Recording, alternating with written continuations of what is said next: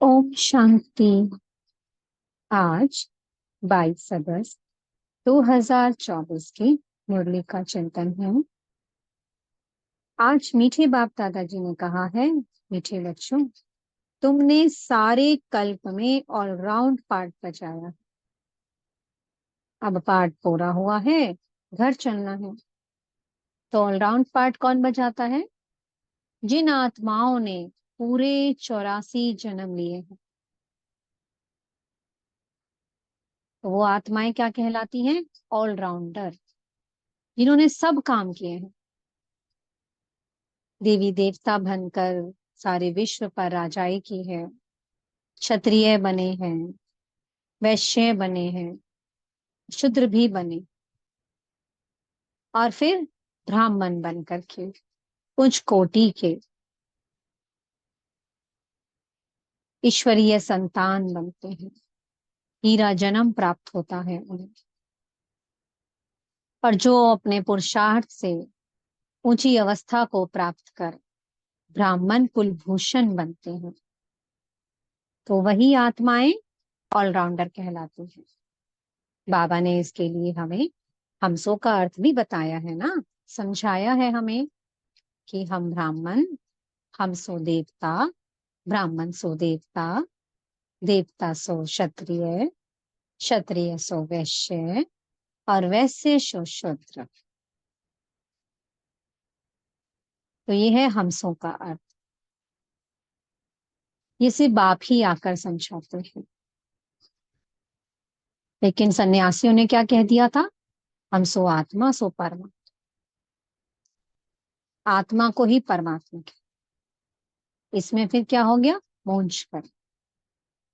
लेकिन बाबा जब आते हैं, वो ज्ञान का सागर आता है, तो कोई किताब नहीं लेकर के आता। भरपूर है, सब में पूरा है। शांति का सागर है, प्यार का सागर है, सर्वगुणों का सागर है, शक्तियों का सागर है, ब्लिसफुल है। हर चीज में फुल है वो, हर गुण में फुल है। इसलिए बाबा कहते हैं उनसे बड़ी पोजीशन किसकी नहीं। मीठे बाबा शिव बाबा से बड़ी पोजीशन किसकी भी नहीं है। बाबा खुद कहते हैं, मेरा कोई बाप है नहीं, मैं ही ऊंचे ते ऊंचा हूँ। मेरा कोई टीचर भी नहीं है, मैं खुद नॉलेजफुल हूँ। तो जो सबसे ऊंचे ते ऊंचा होता है, तो उसी की पोजीशन सबसे ऊंची होती है। अब तक हम देखते हैं कि कोई बैरिस्टर है, कोई ऊंची पोजीशन है, प्राइम मिनिस्टर है तो उसकी पोजीशन है। लेकिन वो हद की है, सिर्फ इस जन्म के लिए ही तो है। तो कोई ये तो निश्चय नहीं है ना कि वो अगले जन्म में भी प्राइम मिनिस्टर ही बनेगा। तो प्राइम मिनिस्टर भी कोई एक देश का बन जाएगा, कोई सारे विश्व का थोड़े ना बन जाएगा।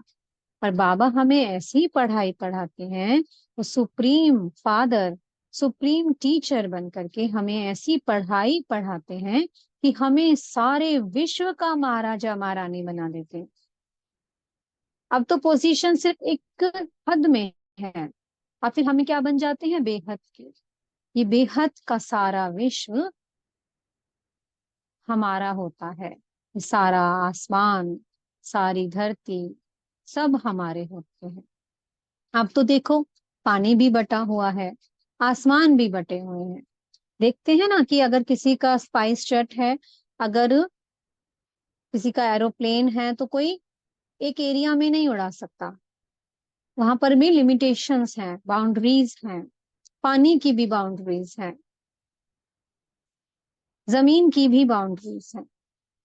और हम ऐसी पढ़ाई पढ़ते हैं उस बेहद के पिता से कि इस बेहद के विश्व के मालिक बन जाते हैं, विश्व महाराजा महारानी बन जाते हैं। तो ऐसे ऊंचे बाप की कितनी ऊंची पोजीशन है, इतनी ही उसकी महिमा है, अपरम अपार महिमा है। बाबा कहते हैं देखो हम कितने भाग्यशाली हैं, हमें अपने भाग्य पर कितना नशा होना चाहिए। है कोई इतना भाग्यशाली कि खुद भगवान हमें आकर के पढ़ाते हैं, मनुष्य मनुष्यों को पढ़ाते हैं। पहले अज्ञान में थे जब हम, तो हमें पढ़ाया। पहले स्कूल में पढ़े, फिर कॉलेज में पढ़े, फिर कभी कोई गुरु से कोई सीख रहा है, लेकिन मनुष्य मनुष्य को पढ़ा रहा है। यहाँ पर परमात्मा जो निराकार है, हमें वो खुद आकर के ब्रह्मा तन के द्वारा एडॉप्ट करते हैं। हमें राजयोग की ऐसी पढ़ाई पढ़ाते हैं कि हम इस सारे विश्व के मालिक बन जाते हैं। इसलिए बाबा कहते हैं कि तुम अपने भाग्य पर नशा करो। इतना ऊंचा भाग्य हमें मिला है। हम ब्राह्मण उच्च कोटि के कहलाते हैं कि खुद भगवान हमारा टीचर है, वो हमारा पिता है, हमारा सतगुरु है, जो हमारी खातिर इस पतित दुनिया में आ जाता है और हमें इस किचड़े से मुक्त कर देकर हमें ऐसी सुंदर दुनिया में ले जाता है जहां पर पवित्रता है, सुख है, शांति है। अभी तो हम देखते हैं शांति सम्मेलन होते हैं, कोई शांति की थोड़ा बहुत अगर कोई सेवा करता है शांति स्थापन के लिए तो उसे प्राइज दी जाती है। यहाँ पर हमें कौन सी प्राइज मिलती है? जब हमें शांति का सागर खुद बढ़ाता है, वो हमें ऐसी प्राइज देता है 21 जन्मों के लिए, अथाह सुख, अथाह शांति, जहाँ कोई दुख नहीं है। प्रजा भी सुखी, यथा राजा रानी तथा प्रजा। ऐसी दुनिया का हमें वर्षा दे देता है, ऐसी प्राइज देता है, बेहद की प्राइज।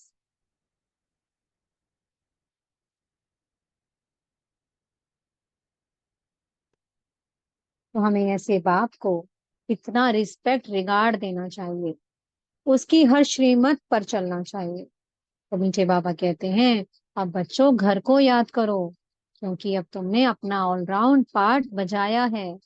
ये तुम्हारा अंतिम जन्म है। अब तुम्हें घर जाना है, क्योंकि अब तुम में ताकत नहीं रही। पूरे 84 जन्मों की यात्रा करते करते हम नीचे उतरते गए। जैसे जैसे नीचे उतरते गए तो हमारी ताकत कम होती गई, यानी कि जो परमात्मा ने हमें गुण शक्तियों से भरपूर करा था वो सब हमारे कम होते चले गए। जैसे गाड़ी होती है ना, गाड़ी में आप पेट्रोल फुल टैंक भर के आप गाड़ी चलाने जाओ तो जितना जितना गाड़ी चलती जाएगी तो पेट्रोल कम होता जाएगा। हमारा गुण शक्तियों रूपी पेट्रोल चलते चलते यात्रा करते करते कम हो गया। बिल्कुल लास्ट पॉइंट पर आ गए हम। अब बाबा आते हैं, फिर हमें ऐसी पढ़ाई पढ़ाते हैं, हमें ऐसा ज्ञान और योग का जौहर हम में भरते हैं याद से कि हम गुण शक्तियों से अथाह भरपूर हो जाते हैं। वो इतना बेहद का है कि वो हमें अपने समान शांति का सागर बना देता है, सुख का सागर बना देता है। इसलिए बाबा हमें रोज बार बार समझाते हैं कि योग का जौहर भरो। जितना योग का जौहर होगा तो हम जब किसी को ज्ञान सुनाएंगे वो तीर की तरह लगेगा। बाबा कहते हैं यही तुम्हारे अस्त्र शस्त्र हैं। याद की बल से हम इस सारी पतित दुनिया को पवित्र दुनिया में बदल देते हैं, बाबा के राइट हैंड बन जाते हैं और ज्ञान की ऐसी तलवार चलाते हैं कि हर आत्मा अपनी आत्मिक स्थिति में स्थित हो जाती है, उस परमात्मा को याद करती है और फिर बाबा के संग अपने घर जाती है।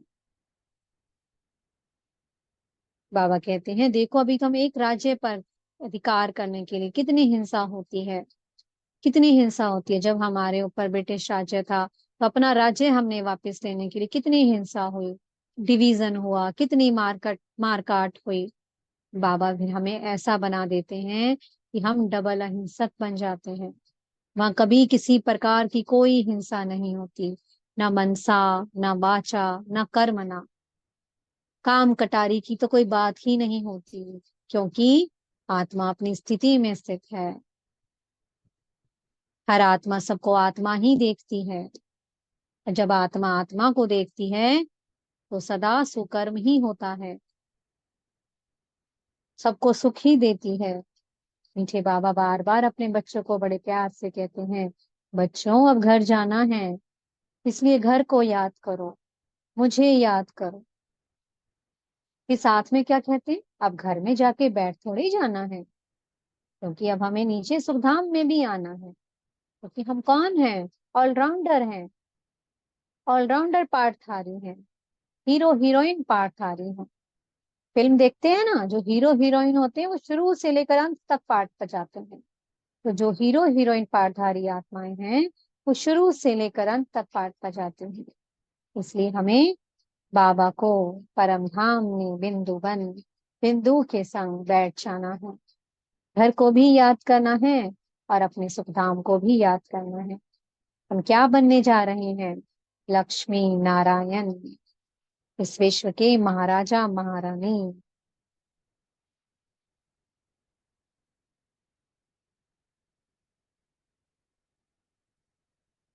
नीचे सदगुरु जी ने आज वरदान दिया है।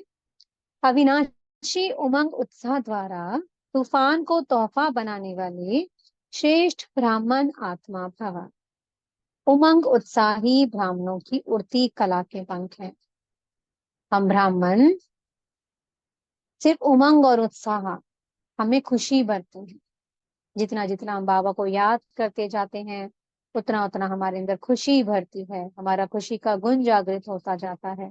हमारे अंदर उमंग उत्साह बढ़ता है। जितना जितना हम सुखधाम को याद करते हैं, तो जो आत्मा जितना सुखधाम को याद करेगी, उतना उतना उमंग उत्साह में रहेगी, खुशी में रहेगी। और जब हम खुशी में रहते हैं, उमंग उत्साह में रहते हैं, तो पहाड़ भी क्या बन जाता है? तोहफा बन जाता है। तूफान भी तोहफा बन जाता है। पहाड़ रुई के समान उड़ जाता है। तो सिर्फ ये वही आत्मा कर सकती है जिसके पास उमंग उत्साह के पंख हैं। ब्राह्मण जीवन अर्थात उमंग उत्साह से भरा हुआ जीवन, जोश से भरा हुआ जीवन, सदा खुशी में रहना। हमें कौन मिल गया? हमें भगवान मिल गया, जिसको सारी दुनिया ढूंढ रही है। सब भटक रहे हैं, नंगे पांव चल चल कर यात्रा कर रहे हैं उसको पाने के लिए। अब पाए कैसे? उसे जानते ही नहीं। तो हम ब्राह्मण कितने श्रेष्ठ आत्माएं हैं कि हमने भगवान को जान लिया, उसे पहचान लिया, उसे मान लिया। तो बाबा कहते हैं इसलिए उमंग उत्साह में रहो और सदा उड़ती कला में उड़ते रहो और सबको उड़ाते भी रहो। स्लोगन दिया आज। शांति की बास धूप जगा कर रखो तो अशांति की बास समाप्त हो जाएगी।